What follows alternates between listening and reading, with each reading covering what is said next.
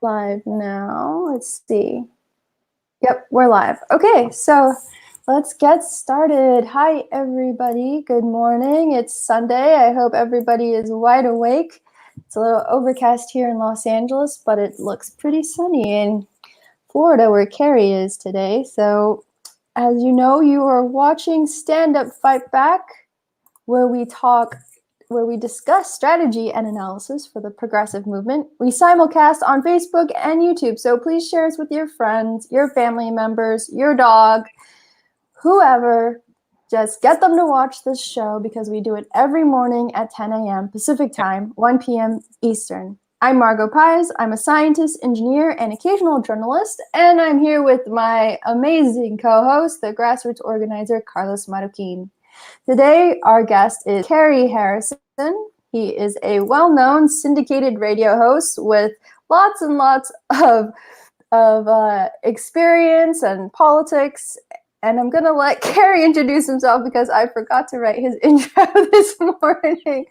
So, Cary, please tell us all about you. Absolutely. And I'm one of those East Coast time guys right now at 1 p.m. EST. It's weird being in a different time zone because I'm from Los Angeles and generally live there. Why am I here? The short version is I have an apartment. I was renting it out to an old lady for a few years. She got really old, had to go to assisted care. So I had to come down and fix it up and paint it, try to rent it back out. And renting, now there's a topic we could talk about from both sides. And we probably will. But Margot, you said something, or maybe you thought it, and I read your mind. I know possibly Carlos has been thinking about it, and that's Joe Biden. And many of us were not particularly in love with him before the election. We just knew that, well, it's that or Trump. And so we figured we would get a boring old white guy that probably wouldn't do too much harm if we were lucky. And what a surprise. What a surprise. Now, that doesn't mean stop everything, go to the beach, forget about it. No. This is the time to turn up the heat because the access point has been made and he seems to be enjoying this. So let's let him have more fun. Right, Cary, we're definitely going to get into all of that because, some of us have been very, very skeptical of Biden, particularly myself, and I definitely want to bring a little bit of that skepticism into the conversation. But I also was reminded of something you said the last time you were on, which is we should give them credit when they do good things and hope that, and make sure that they know that we appreciate it so we can get them to do even more good things.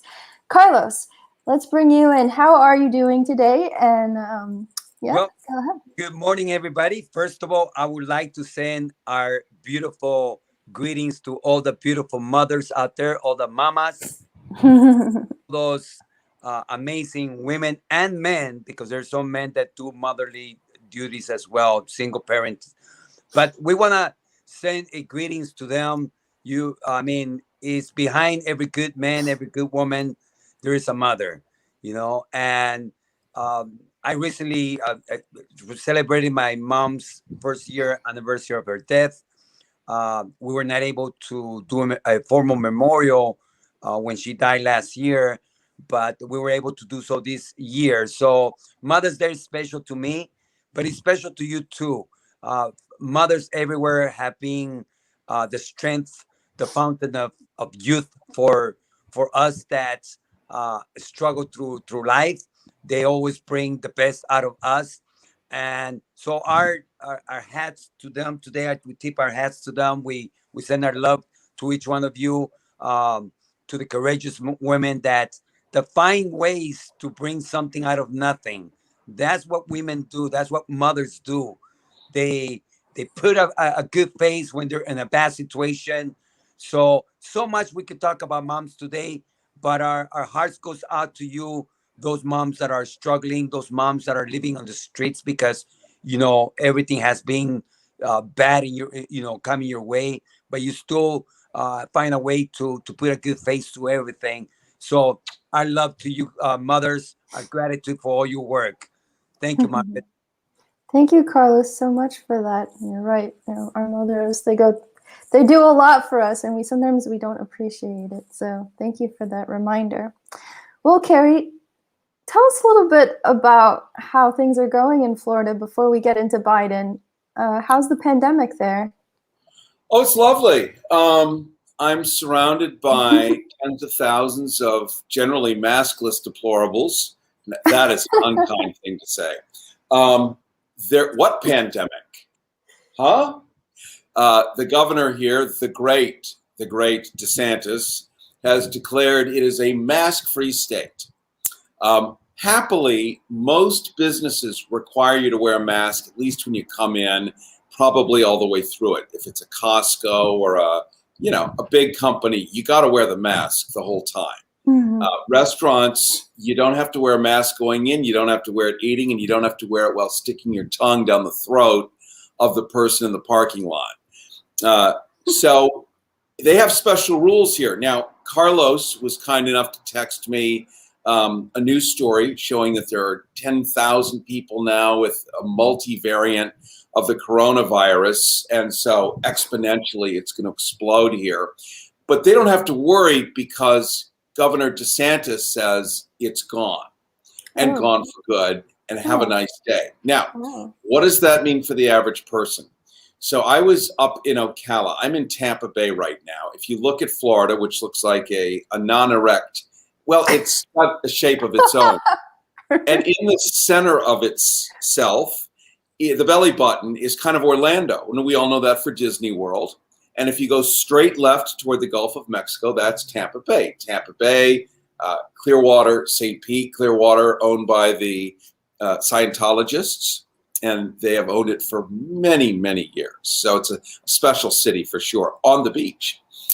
And in Tampa, my train of thought totally derailed all over the tracks. There's cars, Ocala, went up there. And I cleverly bought a trailer a couple of years ago thinking, oh, it's an investment. I can retire on the income from a trailer. Oh, boy. No, not so much. Bad move. So I sold it for super cheap to the two guys that lived in there, and they're both disabled, and neither had been vaccinated. And here's the plot of the play here. And I said, how's that possible? I mean, the vaccines have been out for months and months, even here in Florida. I'm not dissing Florida. I love Florida. I love the alligators. I love the weather, the nature. A lot of the people are really excellent. Mm-hmm. But these guys have not been vaccinated, and they're disabled, like of all the people that should. Well, there's no real sort of mobile service that'll come out and no one that'll pick us up and take us there.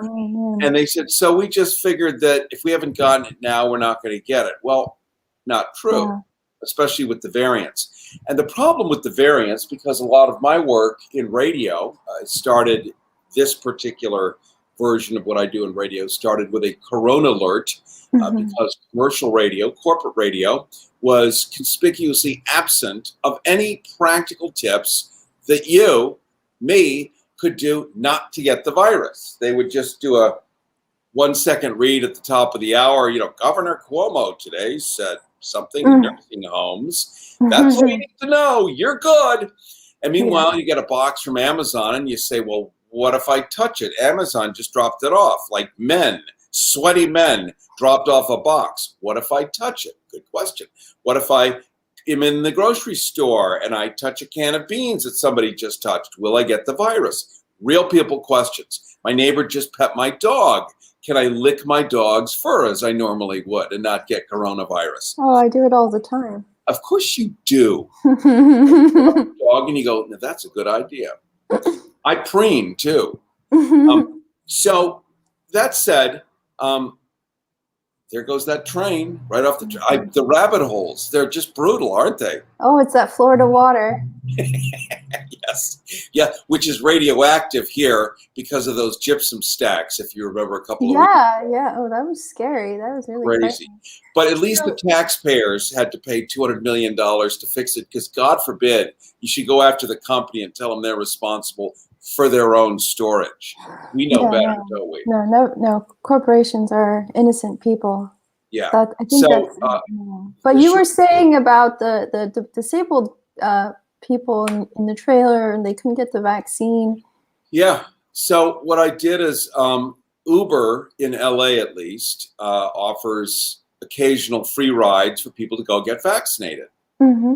And while they don't really do it down here, I made them do it down here. Oh, And nice. it's not like there's a ton of Ubers at a trailer park. So Yeah, where is it? Don't worry, I'll give you the address. So I got these guys in Uber, 2 disabled guys, and sent them off to a CVS, which are everywhere, ubiquitous, and Walgreens here too, and got them vaccinated. And I was like, I thought, this is my Mother Teresa day. I went to do one thing and ended up doing a half a day of something completely unrelated. But if we don't help each other, and this is kind of the bottom line, people are still stuck in it's a Democrat hoax, or it's a Democrat virus. It's like syphilis. It doesn't care. If you have a genital, it wants you. And we're all walking as kind of that. And walking genital. well, we are. Yes. Yes. And so it's a virus. And when you look at the coronavirus itself, it's got little Velcro hooks on it. Mm-hmm. It's a little sphere with Velcro hooks, and it hooks onto material, it hooks onto skin, it hooks onto whatever, and then it doesn't like to die right away. So you can get it. And if you get it, as my cousin, a 16-year-old hockey player, oh, wow. and I say that with emphasis because he's fit as heck. You can curse on this show. Fit as heck, mothers. And he had it one time and got through it okay. Got it a second time. It's the second time you get it. Almost killed him. Oh he was dying. He couldn't breathe. He was driving with his sister. They medevaced him from the car. This was up in Wisconsin, from the middle of nowhere. Medevaced him to Milwaukee Kids Hospital or something by helicopter, and saved him by 10 minutes. That's what happens when you get it the second time. So when people are in rural areas, spread out, as many people are lucky enough to do, it's all kind of a CNN problem. It's a newspaper problem. It's a Fox News chat problem. But we really don't have that here. Therefore, it's not real. So that's called a false argument in a syllogism in logic. Just because you don't see it doesn't mean it's there. You remember, you're a scientist. Do wild bears shit in the woods? Oh, maybe.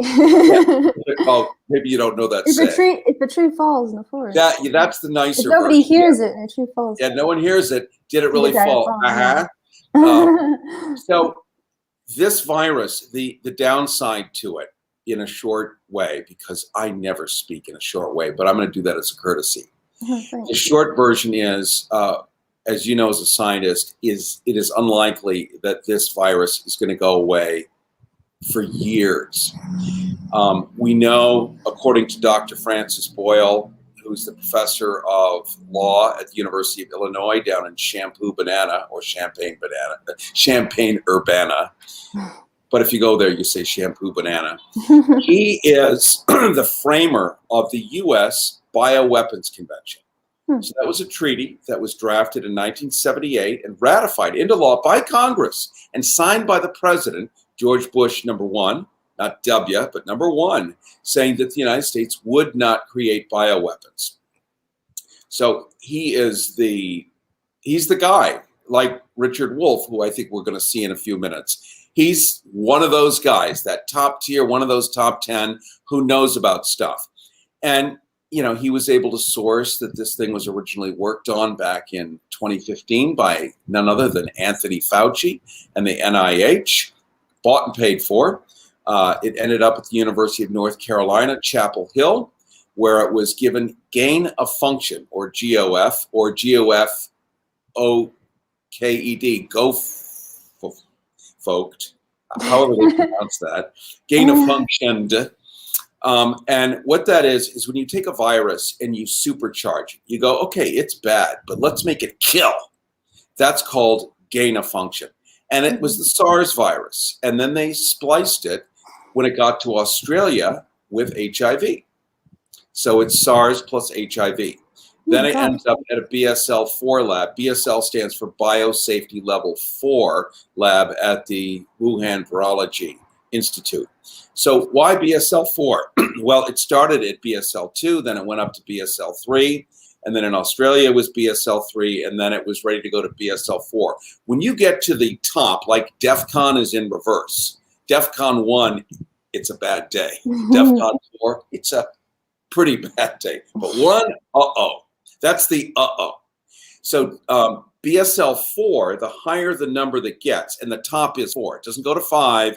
4 is the absolute worst. That's where you have to put on your NASA suit when you're dealing with these viruses, because they are so pernicious and they're tiny and they cling to stuff, and we're humans, so we get a cut, a scratch, a little tear, scrape in the suit. It gets in there, it gets out. How many movies have we seen about this? That's why it's BSL-4. Well, it got out. Did it get out on purpose? Did it get out? We don't know. We don't know. It got out. And because it got out, it does what it's programmed to do. So very much like HIV, it has a magnificent talent of replicating beyond all imagination, and constantly mutating. And the more we let it do its thing, the faster and more it will do its thing, which is one of the reasons why getting us all vaccinated is a really good idea. Now, you can't get 100% of all the humans vaccinated. We've done a good job in America, but we still have tens of millions unvaccinated or with the single vaccine. Is the vaccine good? Am I selling the vaccine? You know, it's America. I have to put a disclaimer in front. I'm not saying, does any of us want that vaccine? No. Well, I'm not craving it. I want it. But out of necessity. It's that or death, certain death for so many. So because you don't have 100% of the population vaccinated, this thing has a chance in the soft folds of possibility to mutate like crazy. Look at Europe, the size of the United States, 340 million some odd people. Nobody's vaccinated yet. Nobody, you know, thanks to Brexit, thanks to the EU punishing the British, punishing really Boris Johnson, but then you're punishing the population. It's in Greece in variants. We have it thanks to Carlos now as of today, 10,000 variants here where I'm standing in Florida. Well, not where I'm standing, thank God, but like down the street. You know, so it's wildfire, and we have to take this deadly serious, because deadly is the key word. Absolutely. So on that good news, and thank you for this wonderful update, or maybe not so wonderful update on the pandemic, but it's always important to hear what's going on, and I hope everybody appreciated that. I learned a few things. Carlos, do any comments before we get into Biden? Well, yes. Well, some of the things that we are seeing across the nation is schools are opening up.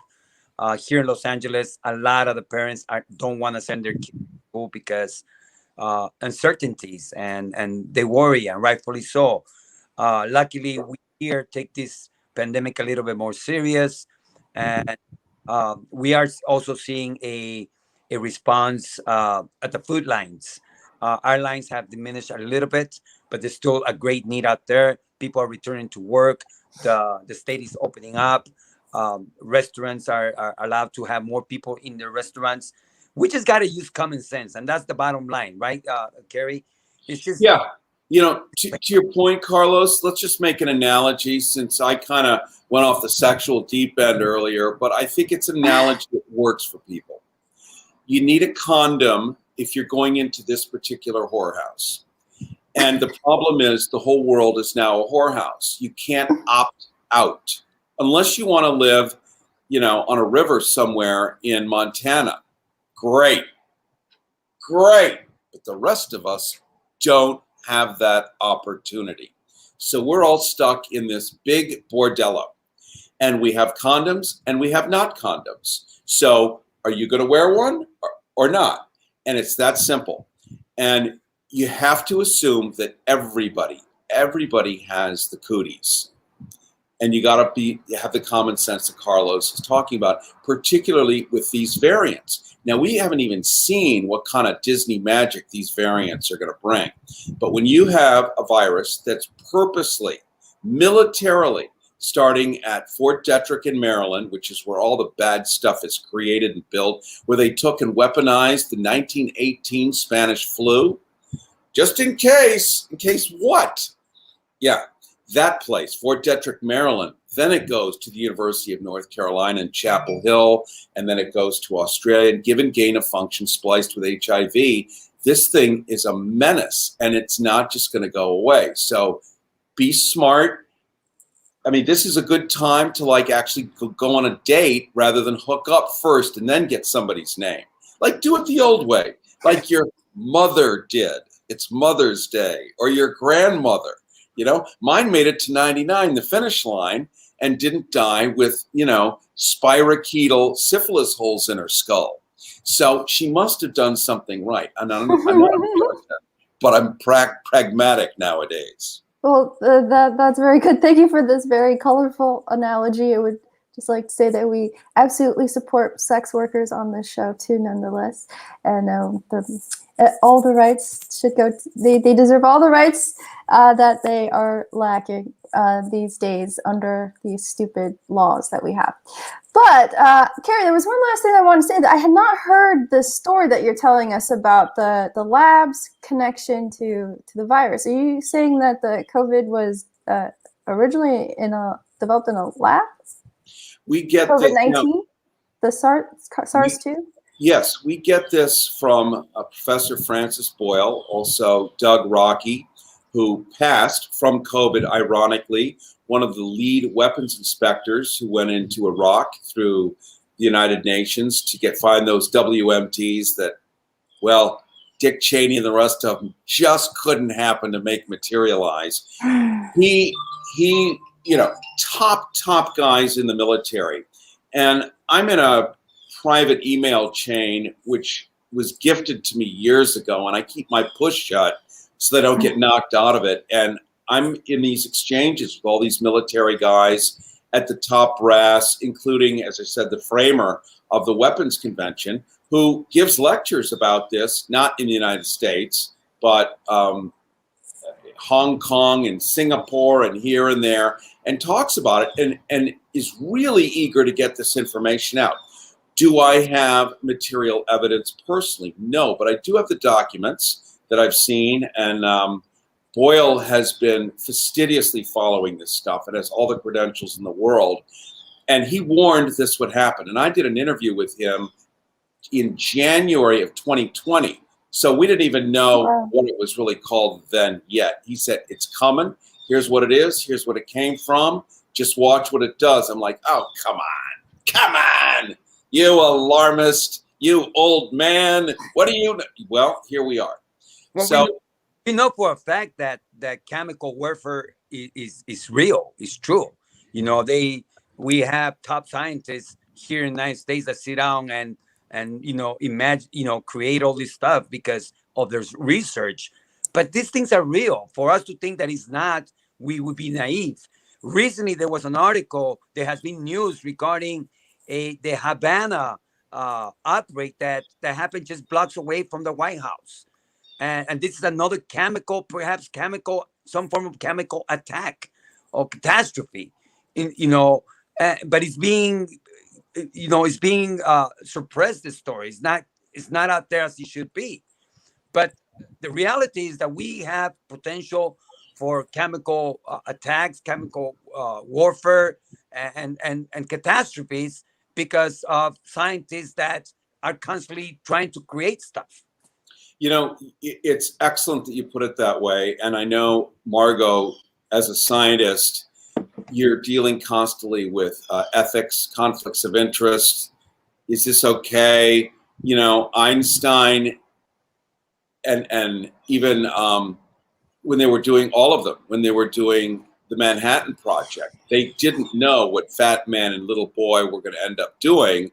And then when they did, they all turned into serious peacemakers. And Einstein devoted, though most people don't know, the last parts of his life, the last third of his life, doing nothing but advocating for anti-nuclear and peace. That's what he did. No more E equals MC squared, because they understood what the fruits of their labor was. We have endless scientists paid lots of money through the university system, because that's how you get away with it.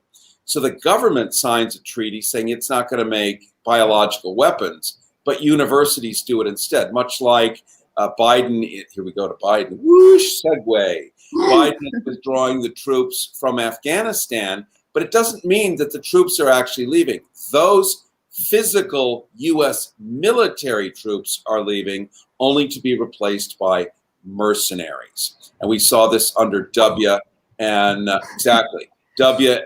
Swingin' Dick Cheney, didn't we? Eric We had Prince, Blackwater, Eric Prince, all of these lovely people. And it's just the same thing. It's just a switcheroo, because if you don't have military people, you can kind of do what you need to do. And you have to make sure that oil flows unimpeded from east to west. That is the plot of the play. Otherwise, where's Afghanistan on a map? What is it? Who lives there? Yeah, kind of that is the bottom line. So just to pivot back a little bit to bioweapons, we all remember historically in the 1950s, the cornflakes that had, or breakfast cereal, let's say, I think it was cornflakes, that had plutonium. What? Oh my gosh. What was I did not hear about this. This is a beautiful, ignorant. It's Mother's Day, so you're going to call me a mother when I'm done with the story. I've got my orange juice to go with my plutonium cereal. And I have my coffee branded cup. So in the 1950s, the Defense Department needed to experiment with plutonium. We have to remember, it really wasn't devised until World War II. And then it was all of the new nuclear weapons following Japan became plutonium bombs, and then beyond that. And so they would put radioactive isotopes in the cereal of mentally handicapped children on purpose. Oh my goodness. Out of sight, out of mind. And back then, if you had a child with Down syndrome or any variation where they really couldn't be capably taken care of at home, they were put in institutions back then. And so that was, you did it institutionally. Just the same way you do these experiments through universities, fund them like the pharmaceuticals, use university labs, right? And so they experimented on all these poor children to find out how long are they going to live with radiation. Why? Because we want to know if we get nuked by the Russians, how long do we have to live? Let's go back in time further. Now we're in the 1930s. Famously, the Tuskegee Airmen. I think even in the crappiest schools mention that one at least, if anyone can pronounce Tuskegee. And here you had a bunch of African-American pilots that were purposely given syphilis in order to track the natural course of syphilis from the beginning to the end point when you die. How long do you live? What are the variations of physical disease, of decompensation, of organ breakdown, of total madness and losing it, using military guys? Because as you know, when you join the military, you sign and you say you don't have civil rights anymore. You're an employee. And so they did that to these poor guys, and it came out. And so this country has a long history of experimenting on its own citizens, mostly through, you ready for this one? Ding, ding, ding, the Agriculture Department. Perfect. Perfect. That's how they got Monsanto to wipe out most of the bioculture and replace it with genetically modified seeds so that you physically cannot grow corn, real corn in real soil. It has to be genetically modified because the plants have all been destroyed and the soil is permanently ruined.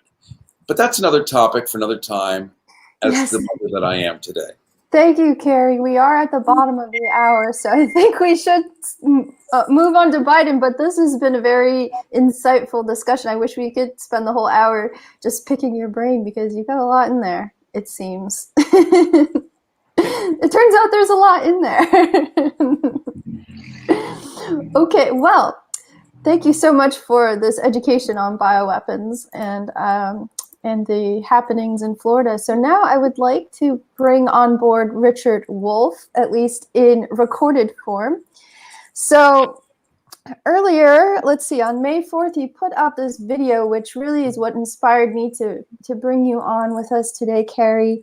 And he talks about Biden's supposed push to the left, whether he's become more progressive. There's been a lot of articles in the news about this happening, and even members of the squad have been very positive in their comments about him. And there's also been people on the left, or call themselves progressives, who are also pundits on YouTube pundits, I guess you could call them. And some have been very critical of this. People on Twitter have, basically been calling the squad sellouts over this. So I really want to get your take on it. But first, I want to play a few portions of this so that we can set the tone for the conversation. So let me go ahead and get started. With another Wolf Responds. I want to respond. Hang on a second. To inquiries that many of you have sent to me, and that deals with a topic that's in many people's minds these days. It has to do with evaluating and understanding what is coming down from the Biden administration and from the president himself. Is this a fundamental shift and change in both Mr. Biden's political position, that of the Democratic Party, or that of the Democratic Center, which controls and basically runs that party? Or is something else going on? Many people have commented, from Bernie Sanders and AOC on over to the right wing, Mr. Trump and the rest of the Republicans. So there are a lot of evaluations in the air, and I would like to add one that I think captures what's going on. So he goes on, and then I think about 6 minutes in, he kind of basically says it. Integrating social compact. The clash on January 6th in Washington was a foretaste of the kinds of conflicts building in this society, because the economic decline of the United States in terms of global economic strength, political power, military dominance, the fact that for the first time in really half a century, there's a real serious international competitor, namely the People's Republic of China. Something had to be done that was dramatic. And for people in the center of the Democratic Party, dramatic, a scary word, means moving a little to the left. And that's what they did. They borrowed from the progressives. Many of the ideas and thrusts of notions of what to do from Bernie Sanders, from AOC, and from others were picked up, massaged a little bit, make less scary, shrink many of them, but at least movement in that direction. And that is to be welcomed, and I welcome it. I'm glad. So then he goes on, and he says, I welcome it. But then ultimately he says given the economic situation that we're in, that it may not be enough, that from Richard Will's perspective, Biden has not yet done as much as FDR did in response to the Great Depression. And so his ultimate concern at the end of this about 12-minute video is that if Biden doesn't do more, we may still be in economic trouble. So Cary, I brought you on because last time you were on, you said we should congratulate them and give them credit when they do good things. So I want to see if this is the time for us to congratulate them. And then being the Biden administration and the more centrist part of the Democratic Party. So politicians are basically spaniels. They do something good, you give them a treat, and then they do more good, just like the rest of us. Carlos is a great guy. We love. Well, now I actually tell the truth about Carlos, and I can't say enough nice stuff about him. But I think if Carlos keeps hearing that he's a good guy, he's probably going to be inclined to continue to be a good guy and not sour and go the other way. And politicians are human, no matter what we think of them. Even Donald. God, yeah, right. It's a fact, at least biologically so. I think, Margot, you would agree with that as a scientist. Like he is a hominid. Oh yeah, apparently he Okay, he did get the coronavirus, so I he have may to be an assume he is actually. Australopithecus Paleo-Javanesis, but he's still a hominid. So politicians, if they do the right thing and they think they're being supported, they will do what they'll keep doing more because they want to be reelected and they want to be loved. Now, does Biden want to be reelected? No. Does he think he's going to do this again? Probably not. But if he can have a legacy of going out as the only FDR of this century so far, having made material changes and a real difference across the board, what a wonderful legacy.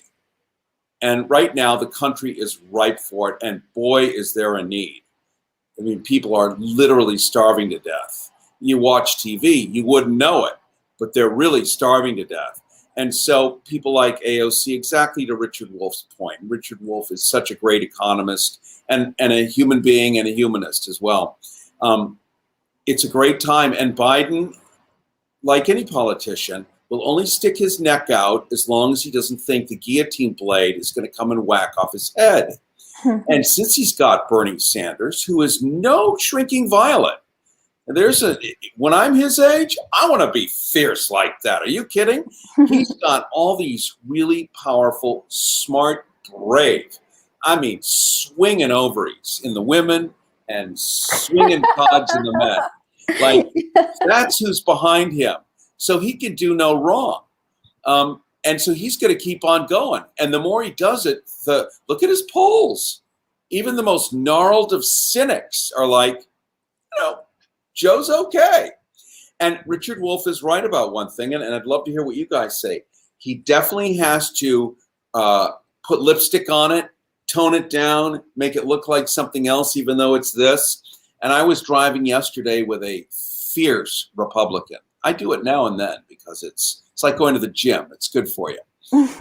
And this guy was saying, socialism never worked anywhere in the world. It's dead. And Joe Biden why doesn't he just call it the Green New Deal? Just call it that. At least be honest about it. I said, because you would never in a million years allow anything within a mile of something called the Green New Deal. So he has to change it around a little bit so you're not sure what it is. Now, smart people know what it is, and they don't care what it's called. They just know what it is.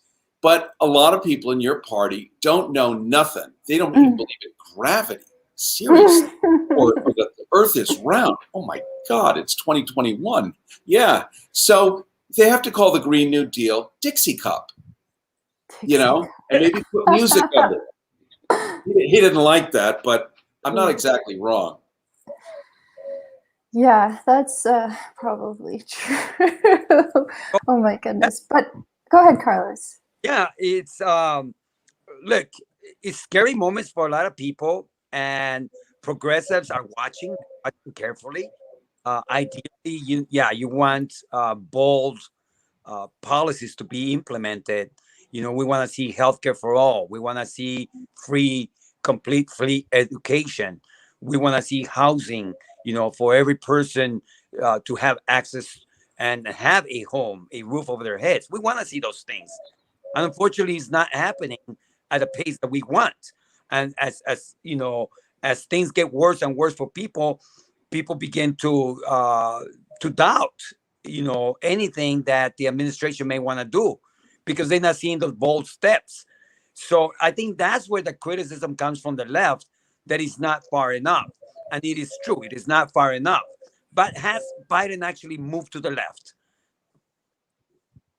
Cary, the world wants to know. Has he moved to the left? Well, I'll tell you what, he has not moved to the right in a lot of ways. So what a crummy answer that is. But the neoliberal policies that preceded Donald Trump are back in full force. So we're sailing battleships again, and by God, we're going to do the Lord's work. However, domestically, we're seeing a real shift. And one of the upsides to this, and you guys know it well, and so does everybody watching, when you start giving people rights and start giving them basic food, water, and shelter, they don't want to give it up again. Fact. Example, Obamacare. Sounded like hell to so many. Oh my God, government doctors, whatever that is. A government doctor. I guess if you're in the Marine Corps, you're thinking, all right, bend over. Snap goes the glove. Government doctor. No, we find out with the Affordable Care Act, oh my God, it's the same doctor. And he gave me the same medicine. And his waiting room hasn't changed. There's even new magazines. Wow. And for many, especially if you're in California, it's actually affordable. It might even only be $10 a month because California subsidizes it. Another topic for another time.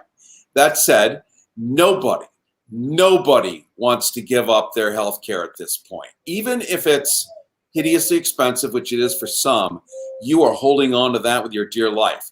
The whole notion of pre-existing condition ever coming back is so anathema to good taste and even moronic flatline intellect. The idea that, I was exposed to coronavirus. You will never get insurance again. That's a pre-existing condition that has so many arms and legs, and what it could do to you, you will never, ever get insured again unless it's 10 grand a month. So the idea of getting rid of something like that, along with all the other benefits of the Affordable Care Act, is a great example of what Biden is doing. He's getting us used to living like normal people. And people don't want to then go back to the way it was because it looks like a horrible drop off the cliff. So is that to the left? I guess that is, since we're so far to the right. I'd say he's nudged himself closer to the middle, but I wouldn't call it the left yet. Yeah, I think that's a very fair analysis, that because the Democratic Party, especially the older leadership, has certainly found themselves more center-right on a lot of issues than maybe in the past. So you make a good point about the examples of having the Obamacare and Medicaid expansion, especially in a state like California, because if you don't qualify for Obamacare, you can get free healthcare through the Medicaid expansion, which I have had in the past, and it's amazing. I have to say. Can I just say something? I sound like Donald Trump. Let me just tell you. Can you just cut button? Let me just tell you about Medi-Cal, which is what you're talking about. And you've got people watching who do not live in California who cannot conceptualize this. So it is literally Canadian or Germany healthcare in California. What? Unlimited, all you can eat healthcare. You can go to the doctor 40 times a day. You can get a hip replacement, a brain transplant. How much? $0 if you have Medi-Cal. So it is the most extraordinary universal health care that has ever existed in the United States. And it works. And the doctors still get paid, and everybody still gets their health care. Here's what's cool about it. This I didn't know until recently. I had interviewed Peter, I forget his name, but he's the one that designed Medi-Cal back in 2014 when the Affordable Care Act was passed.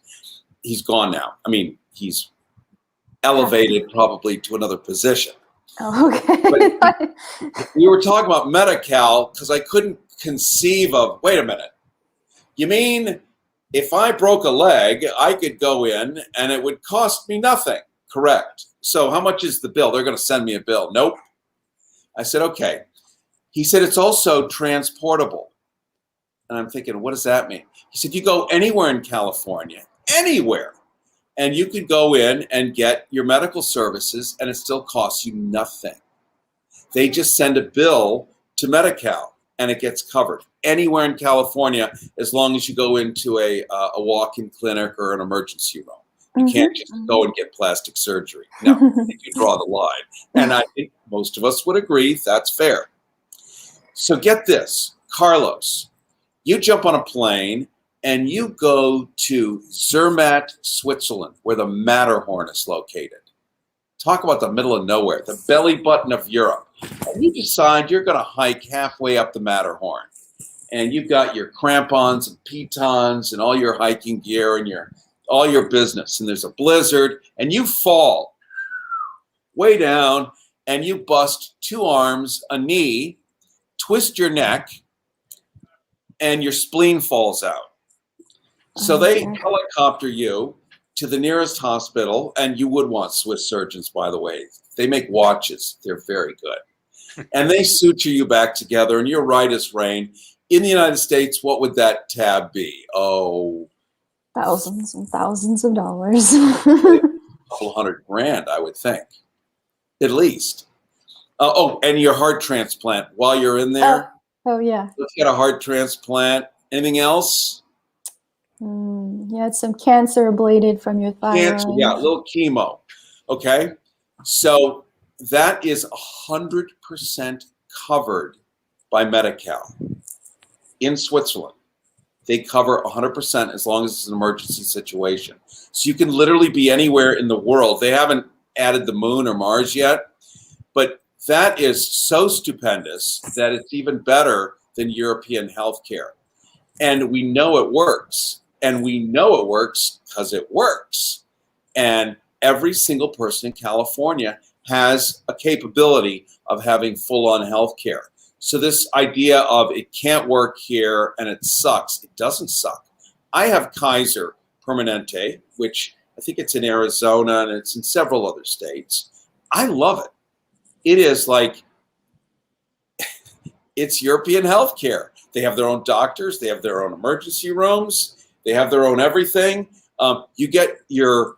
their own medical school, too. Their own medical school. It's in Pasadena. You get your lab tests done. The app goes ding and gives you your results generally a couple of hours later, unless it's something that does take a few days to grow in a petri dish. But generally speaking, you know your cholesterol right away. So I'm a huge fan of what California has done, and I know that it's people like you two who fought like hell for years to make this happen. So if it can happen in the most populous state in America, it can happen in the lesser populous states. And I think Joe Biden, I think his finishing stroke is going to be to do something like that across the entire country. Well, that's... Go ahead, Carlos. I'm so sorry, but let's make clear that California doesn't have, they have a, you can apply for Medicare for all, for Medicare, but not all Californians are covered at this time, and we're fighting for that. So we have to make that very clear. There's a potential right now, and there is access, but not the kind of access that is needed. So that used to be back in 2014. Yes, we need to move towards that direction. But the question is for Biden, will he bring Medicare for all throughout the United States? Is needed. People have to make choices between buying medicine or paying their car payment. I'm not, never mind housing, because that's triple the amount. But just a car payment nowadays, or even your phone bill, So there's a lot that needs to be, that is desired. And the question is, again, is Biden moving fast enough to the, or is doing the things that is needed? He talked about recently about providing community college for people. That's not, again, education, free education for all. I'm talking about full university. That's what's needed. We don't need more band-aids. We need, aggressive, bold policies. Yeah, and to Carlos's point, these are, I believe, the criticisms that we are still seeing with respect to Biden in terms of so far, he said nothing about Medicare for all in the midst of a pandemic. He has waffled a bit on student debt cancellation. He sort of punted that over to, I think, his Secretary of Education to do some more research on it, whether he's got approval, whether he can actually cancel debt with a stroke of the pen. Also, what else? Yeah, like free college. A lot of these things that, pretty much were part of Bernie Sanders' platform. Go ahead, Carlos. Make aggressive moves on the pipelines. and Mhm. put a stop to the Dakota pipeline. He could do that. He's not doing those things. And I think that's where the criticism lies, Cary, where people want to see bold steps. We are in one of the biggest crises in American history. So it requires bold decisions to be made. One that you will say like, wow, what do we have after this mess, after all this closing of the country, after all the literally perhaps trillions of dollars that are going to be spent? What do we have to show for?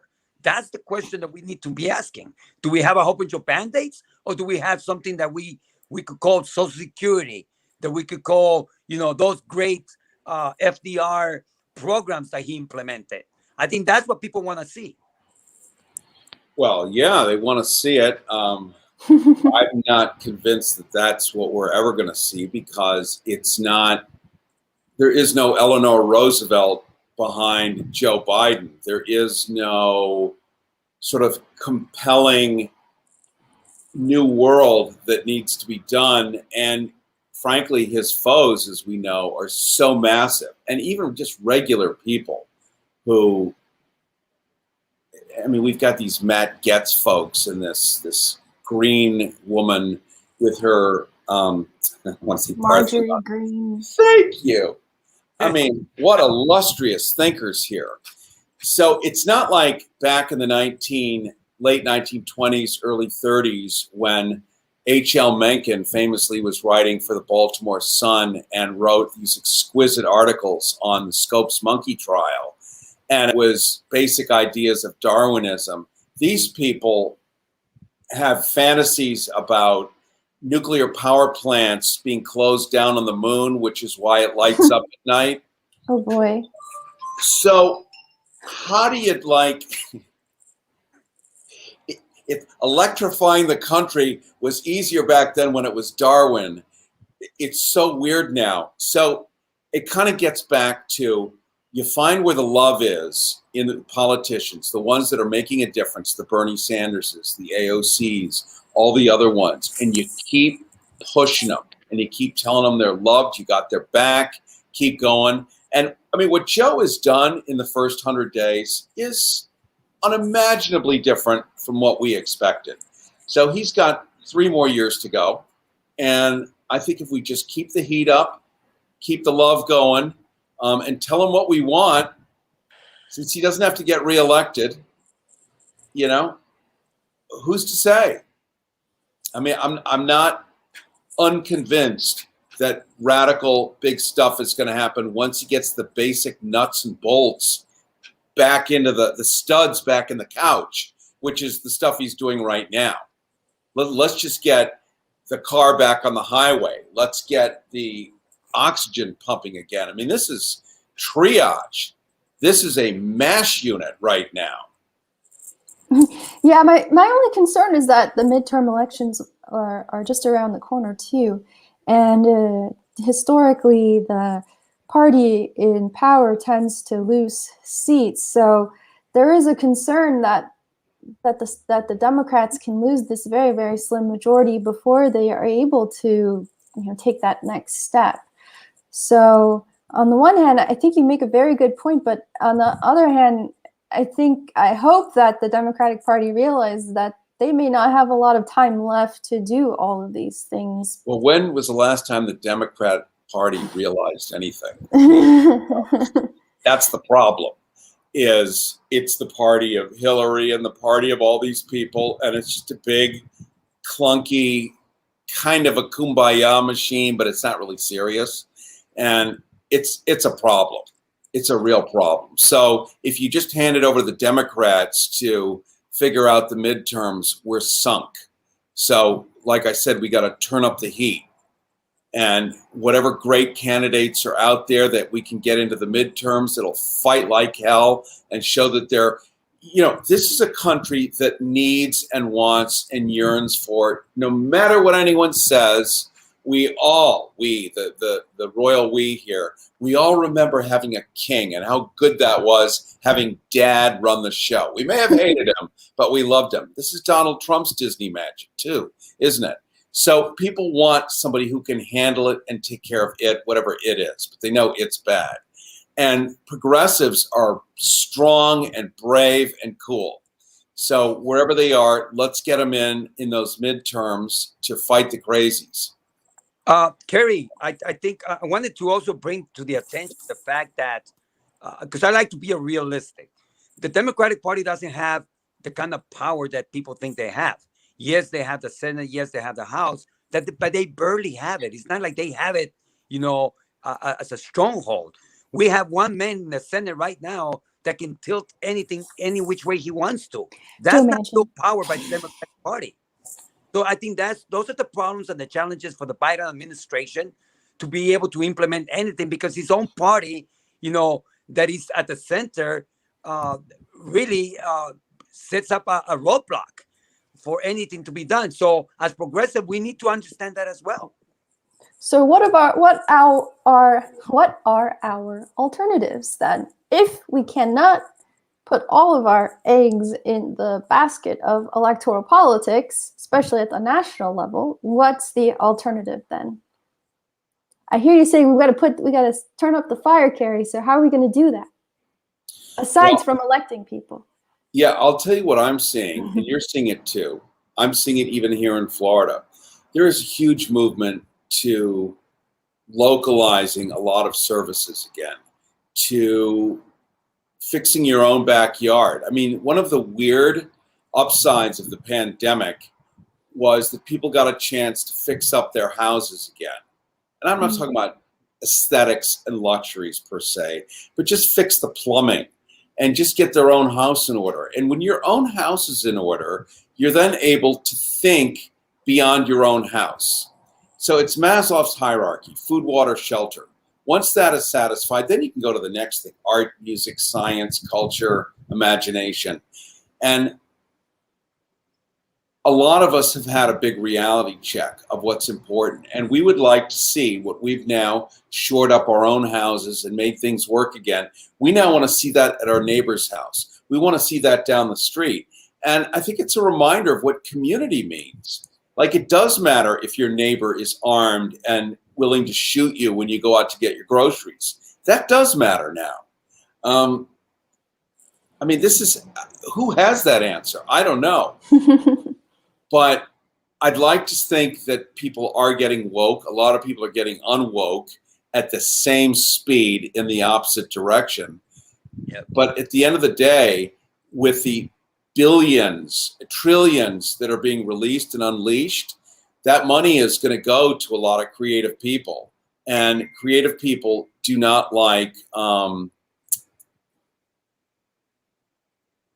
what is it that creative people don't like? Not being creative, I wouldn't know. They don't like to see things devolve. Mm-hmm. So what is the next techno paradigm? I'm sorry about my dog. He is just, he really wants to eat a can of pharmaceutical kidney diet food. We're entering the next techno paradigm right now. So we have left the Industrial Revolution. It is all going to be AI. Robotics are already ubiquitous in China. They're on the streets directing traffic. We have Amazon talking about launching drones to deliver packages. I mean, this seems very sci-fi, but the fact is, what the pandemic did, it gave corporate America the pretext to lay off, furlough, let go, whatever you want to call it politely, tens of millions of people, never to be rehired. Those who were able to get their printer at home to print wirelessly and figure out Zoom and be able to do their gig from home, they've got some time to go. People who never figured it out, gone. So we're challenged also with some kind of universal basic income. You've got 240 million now, according to the latest census, people in America. Almost everyone is armed. I'm not, but almost everyone is armed. And, you've got to do something, because the few jobs that there are all going to be done remotely. And the rest of the people need something to do. So part of our problem in how do we get the midterms and how do we move the country politically is we've got all these people with nothing to do, nowhere to go. There's not an employer out there offering 60 million jobs starting tomorrow, 60 million jobs. But that's what Biden's intent is to offer those not 60 million, but 30 million jobs, like the Green New Deal, where they're going to redo the infrastructure, fiber optics, coast to coast, solar cells. And it's going to be a lot of environmental, they're not calling it green, but sustainable something or other. And so a lot of people are going to have these technical jobs, building windmills and all of that. But you're going to need some kind of universal basic income for the others. San Francisco is experimentally doing that right now, giving homeless people $300 a month, allegedly. Los Angeles is as well. In Los Angeles too. And I know that you've had a hand in that, Carlos. So, you know. He's got a hand in everything. He's got 100 got a hands. hand in everything. Thank God. But Cary, I mean, what you're talking about, like people losing jobs and completely exiting the job market is a big concern. And it's also very interesting in the sense that right now there's been a lot of talk on the news about a shortage of people to take on service sector jobs. And, some people are blaming the unemployment insurance for this because it pays a little bit more, I guess, allegedly than what most of these crappy jobs pay, which is less than $15 an hour. But then I heard a slightly more convincing argument was that a lot of people, especially women who do fill the majority of these service sector roles, are at home with their kids they don't have daycare for them yet because of the pandemic, and they cannot re-enter the job force. So a lot of things that you're touching on, like not just that, but then also the fact that these jobs are being replaced by automation, you said like robotics and AI. This all needs to be part of some big master legislation, right? Like with this infrastructure bill, creating these jobs, but not only creating jobs, but training people to take on new jobs, which is a part of the Green New Deal idea, which was we need to train people so that they can take different jobs and also provide good union jobs and a livable minimum wage. And I'm seeing a little bit of that from Biden's infrastructure plan, but it doesn't sound like it's quite enough for what we need right now, which I think is really worrying, and I think ties back to what Richard Wolff was saying in his concerns about, if Biden doesn't do as much as FDR did, we may still end up in a bad situation. So we may not get to that next step that you're talking about, irrespective of whether they maintain their majority in the Senate, right? Because the economy will keep going, and these private corporations have no interest in people. They're happy to replace them with robots. It costs them less money. Human resources is the greatest overhead for them. So. I mean, how much is the health insurance for AI? It's zero. How many holidays? Zero. And what is the 8-hour shift? No 8-hour shift, 24-hour shift. So it's a fact. It's not going away. For people who aren't sure what we mean by AI, you call up your internet provider or anybody, you get a voice response unit. That's AI. Siri or Google or whatever, that's AI. And it can actually do stuff for you, look it up.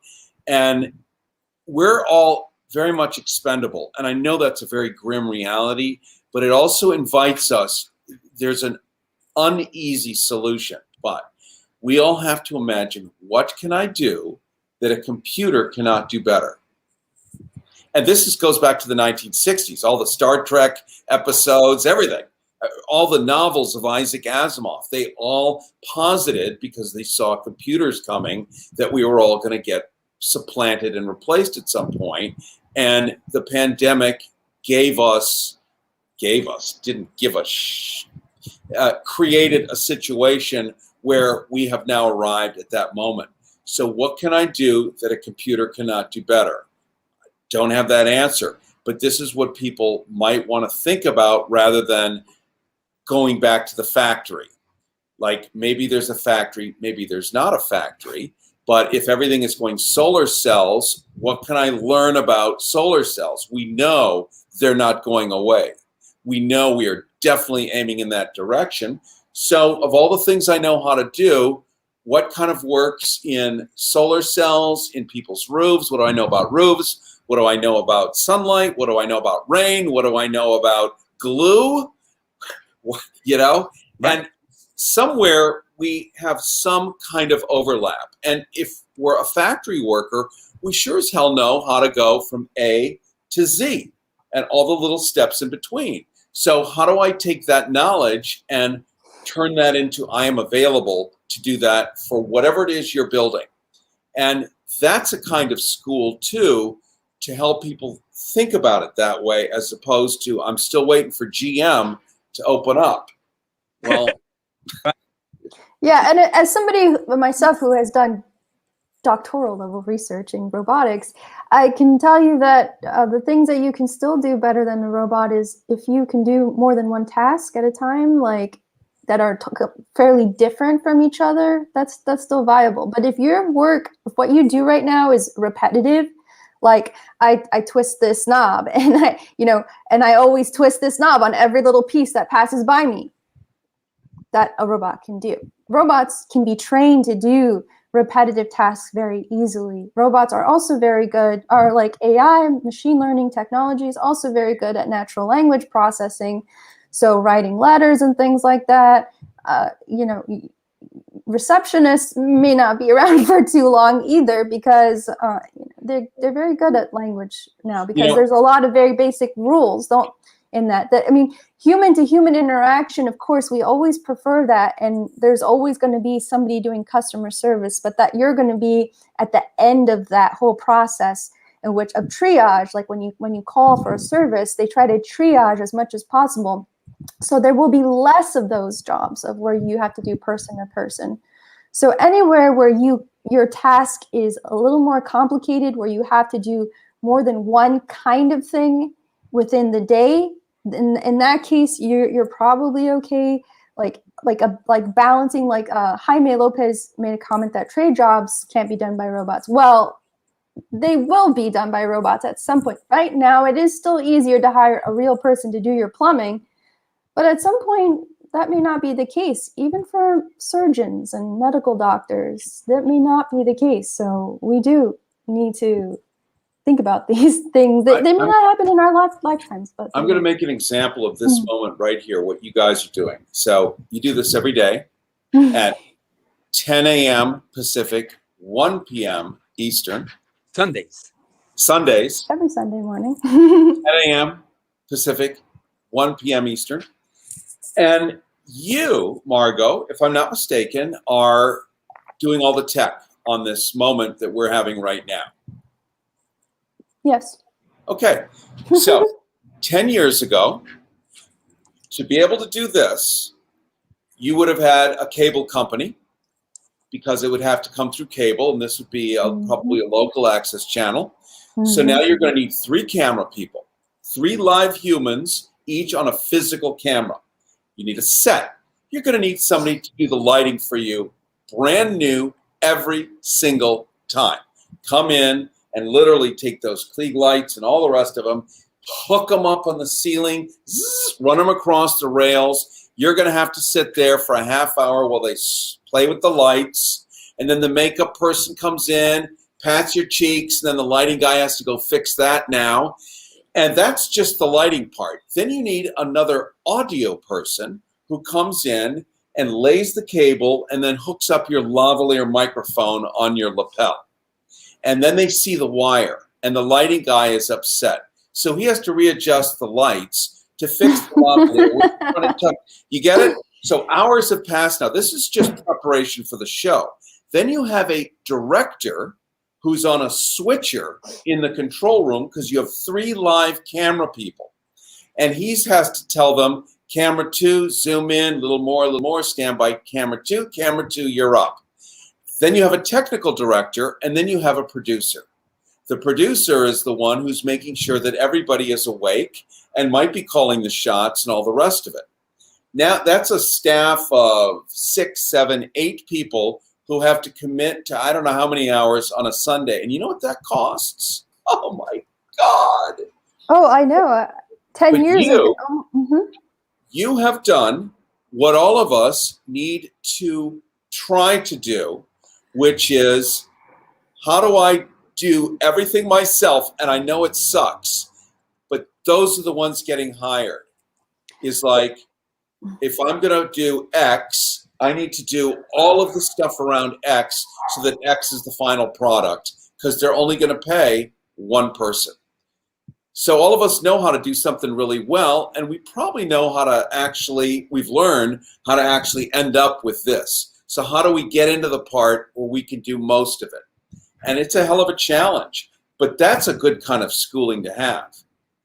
Yeah, I would say it's a lot easier now, because 10 years ago when I met Carlos at Occupy LA, I was a one-person roving journalist in which I had a sound mixer strapped to my body and a backpack full of camera equipment and a tripod, and I would run around and film the occupiers, and then I would put my camera on a tripod and then, you know, do my stand-up.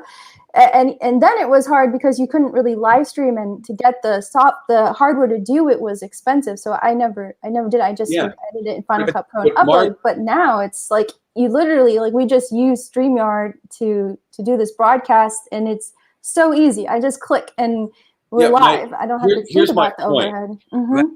I do. Mildred or Timmy can't do this that you can do. Well, I just, cut the shots and throw up the graphic and put up a lower third, and let's put a little bug in the corner there, and then let's see, I'm going to connect it to Restream or wherever and feed it out to.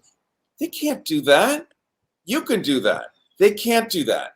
It's not like, tell Timmy he's going to do this show for you. You're just going to sit and be a guest, and it's going to turn out like this. Oh, no, no, no, no. So he needs to learn how to do that, and we have to teach him. So there's a kind of new kind of education, which is what might be natural and normal for us. Ask your parents what it was like to program a VCR.